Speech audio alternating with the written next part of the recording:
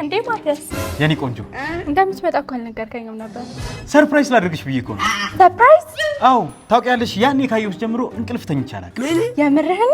አዎ እና ዛሬ ቤትሽ ድረስ የመጣሁት በስነ ስርዓት ልጠይቅሽ ነው የኔ ቆንጆ።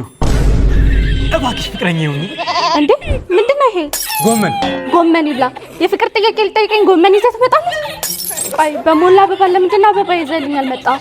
ተያ አበባ ባመጣልሽ አበባው ከለቀም በኋላ ይደርቅና ትጠይዋለሽ። ይሄንን ጎመን ግን ከድንች ጋር አድርገሽ ቆንጆ ትሰሪና ትበይበታለሽ። ሰውነትሽም ጠንከር ይላል። ስለዚህ አበባ ባመጣላት አበባው በሁለት ቀን ይደርቃል በሚል ተልካሻ ምክንያት ጎመን ይዘህልኝ መጣ? ሂድልኝ። እንደውም እንደዛ ነቀልድ አልፈልግም። ግቤ ለቃውጣ። ማን ነው ማቲያስ ጎመን ብቻ ነው ይዞልሽ የመጣ ያለው? ለምንድን ነው እንደዚህ ዝቅ አድርገሽ የምታይኝ?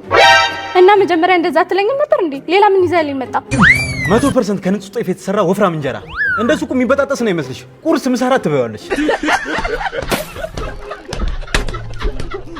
በቃ የዘንድሮ ሴቶች ማመስገን አቆሙ ማለት ነው። የራስሽ ጉዳይ ከእንግዲህ የራስሽ ጉዳይ ከእንግዲህ የራስሽ ጉዳይ